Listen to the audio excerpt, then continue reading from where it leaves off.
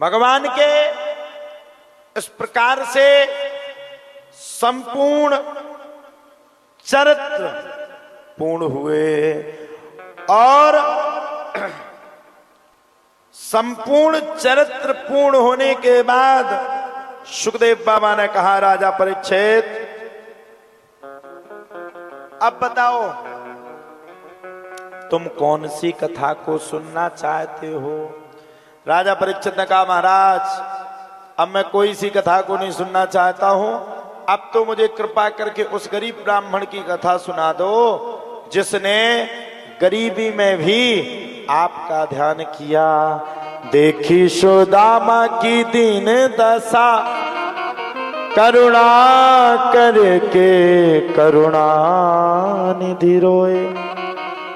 पानी परात को हाथ छू नहीं, नैनन के जल से पग धोए। कृष्ण शासित सखा कश्चित, ब्राह्मणो ब्रह्मवेत्तमा। विरक्त इंद्रियार्थेषु प्रशांतात्मा प्रसीदतः। भगवान श्री कृष्ण के चहेते मित्र का नाम था सुदामा। देखी सुदामा की दीन दशा, करुणा करके करुणा निधि रोए। पानी परात को हाथ छुओ नहीं, नैनन के जल से पग धोए। आपको अपनी जिंदगी में कोई भी परेशानी आती है, भगवान से शिकायत करते हो। सुदामा ने कभी भी भगवान से शिकायत नहीं की। सुदामा ने जीवन में कभी भी भगवान से कुछ नहीं मांगा। और तुम लोग गिरिराज जी के मंदिर जाते हो, जय हो प्रभु सुन लो। शंकर जी को तो इतना परेशान किए कि वो नदी के पास विराजे। देख सुदामा की दीन दशा। सुदामा के घर में 4 दिनों तक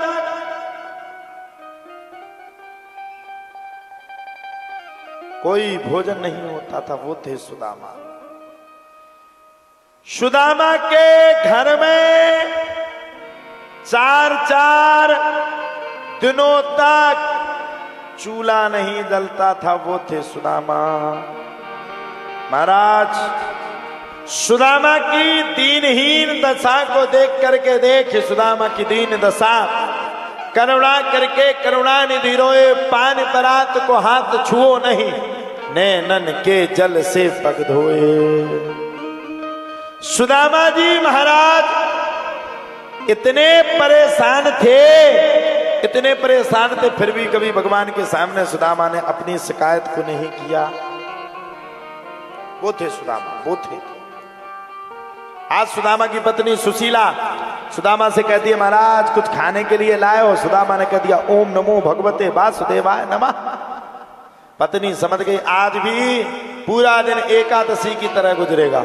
आप लोगों से पूछते हैं, ऐसा कौन घर है जिस घर में 4 दिन तक भोजन नहीं बनता है? कोई है?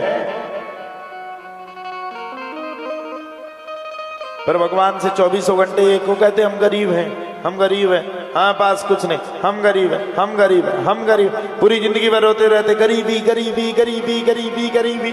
माता लक्ष्मी भी प्रकट हो जाए तो तुम्हें तो कम पड़ जाए। भगवान समझ गए मेरा मित्र सुदामा मेरे पास नहीं आएगा। आज मित्र को बुलाने के लिए, भगवान को मित्र के लिए आज स्वयं भिखारी का रूप धारण करके उसके दरवाजे जाना पड़ा। भगवान भिखारी का रूप धारण करके सुदामा के दरवाजे पर पहुंच गए।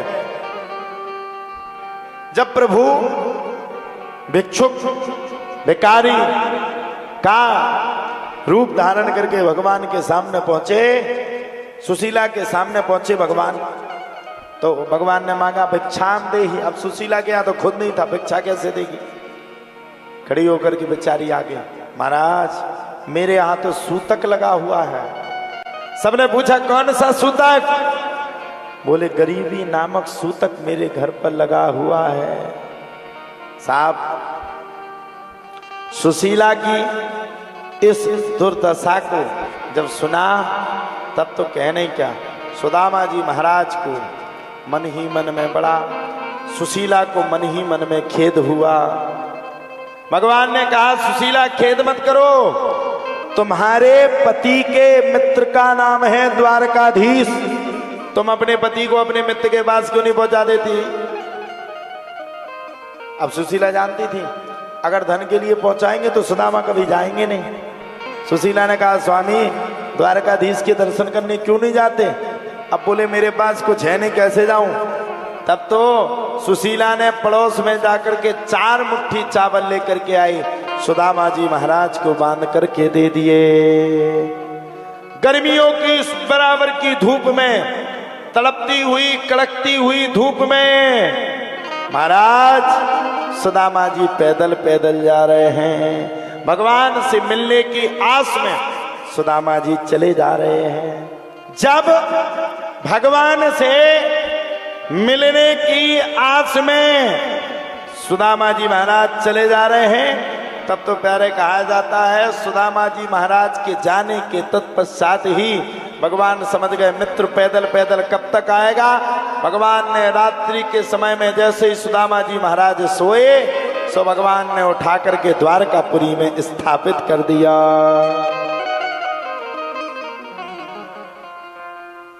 सुदामा ने देखा है ये कौन सी पुरी है महाराज? सबने कहा ये द्वारकापुरी है। सुदामा जी महाराज पहुंचने वाले थे, पहुंचने लगे सुदामा। तो सुदामा जी महाराज वो थे, गरीबी के समय में भी सुदामा ने कभी भी भगवान को नहीं भूला, उसका नाम था सुदामा। देख सुदामा की दीन दशा, करुणा करके करुणा निधि रोए। तो सुदामा जी महाराज भगवान के दरवाजे पर पहुंच गए। देखो देखो ये गरीबी, गरीबी से बुरा के दरबार में विश्वास ले के आया हूं। मेरे बचपन का यार है मेरा सावरा, यही विश्वास से लेके आया हूं। मेरे बचपन का मित्र सुदामा आ गया। राज्य का सुख त्याग करके भगवान सुनते ही दौड़ने लगे। सुदामा जी की जब दीनहीन दशा को देखा तो भगवान रोने लगे। इतना विलाप, इतना विलाप, इतना विलाप कि भगवान के विलाप की गति को सुनकर के सब बड़े भारी दुखी हुए, आप प्रसन्न हुए। सबको बड़ा भारी कष्ट हुआ। सुदामा जी के पगों से रक्त बह रहा है। भगवान सुदामा जी को स्नान करवाए, पैरों को छुए और सुदामा जी महाराज को अपने सिंहासन पर बैठा ले। आज भी सुदामा से भगवान ने पूछा घर में भाभी कैसी है? बोले सब बढ़िया है। भगवान ने कहा आज से सब बढ़िया ही रहेगा। बोले घर बार कैसा है? बोले बिल्कुल बढ़िया है। बोले भाभी ने क्या संदेश भेजा है? सुदामा जी कहने लगे एक मास दुई पाख में तो एकादशी हो, सो प्रभु दीन दयाल जू नित प्रतिदीन हो। भगवान कहते हैं होनी थी सो हो गई, अब ना ऐसी हो, और भाभी तेरे द्वार पे नित्य द्वादशी हो। कह देना भाभी से एकादशी महीने में 2 ही बार आएगी, तीसरी बार कभी नहीं आएगी। भाभी तेरे द्वार पर नित्य द्वादशी होए। नित्य द्वादशी की प्रक्रिया को समझा दिया। आप तो भगवान ने विश्वकर्मा भगवान को आदेश देने के पहले सुदामा जी महाराज अपनी पोटली को छुपा रहे थे। भगवान समझ गए कि सुदामा पोटली को छिपा रहे हैं। भगवान ने आराम से मित्र सुदामा से पोटली को छुड़ा लिया।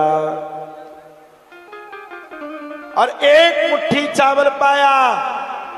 भगवान ने एक मुट्ठी चावल को पाया, दूसरी मुट्ठी चावल को पाया, दूसरा लो भगवान ने दान कर दिया। अब जब जैसे तीसरी मुट्ठी चावल को पाने वाले थे, रुक्मणी ने पकड़ लिया, अब एक मुट्ठी चावल हम पाएंगे।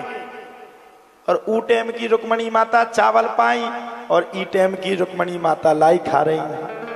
एक मुट्ठी चावल माता रुक्मणी ने पाया और सुदामा जी महाराज को आशीर्वाद दे दिया, जाओ आज के बाद जीवन में कभी भी तुम्हारे घर पर लक्ष्मी की कमी नहीं पड़ेगी, कोई कमी नहीं पड़ेगी। अब तो महाराज रुक्मणी माता बड़ी प्रसन्न हो गई। विश्वकर्मा भगवान को आदेश दिया, विश्वकर्मा भगवान पहुंच गए और जैसे ही विश्वकर्मा भगवान पहुंचे सो माता रुक्मणी ने टोक दिया, सुनो विश्वकर्मा जी, ऐसे हम आपकी कुटिया को स्वीकार नहीं करेंगे।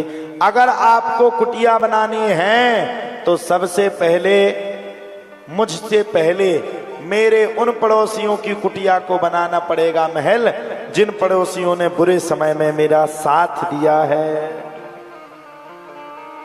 महाराज भगवान ने आदेश दे दिया, सबके बना दो महल। सबके चकाचक महल बन गए। सुदामा जी के लिए एक पवित्रतम महल बन गया और सुदामा जी महाराज के लिए महल बन जाने के तत्पश्चात ही सुदामा जी महाराज बड़े प्रसन्न हुए। बड़े प्रसन्न होने के तत्पश्चात ही श्री सुदामा जी महाराज के प्रसन्न होने के तत्पश्चात ही बड़े प्रेम के साथ कुछ दिनों तक सुदामा जी महाराज द्वारकापुरी में रहे और कुछ दिनों के बाद अब भगवान से विदा लेने लगे। भगवान ने पैदल पैदल सुदामा जी महाराज को नगर से बाहर किया।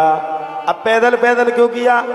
भगवान ने पैदल पैदल सुदामा जी महाराज को इसलिए चलवाया क्योंकि सुदामा जैसे ना तो संत हुए थे, ना हुए हैं और ना जीवन में कभी होंगे। बोलो सुदामा जी महाराज की। सुदामा जी महाराज का पूर्ण चरित्र हुआ। पहुंच करके सुशीला के सामने भगवान की माया देखी, बड़े प्रसन्न हुए और बड़े प्रसन्न होकर के श्री सुदामा जी महाराज ने बड़े प्रेम के साथ, इच्छित वांछित प्रेम के साथ आनंद पूर्वकम माता की पूर्ण सेवा करी और पूर्ण सेवा करने के तत्पश्चात ही श्री सुदामा जी महाराज ने भगवान की भक्ति करी और अंत तो गत्वा भगवान के चरणों में मिल गए। बोलो सुदामा जी महाराज की जय।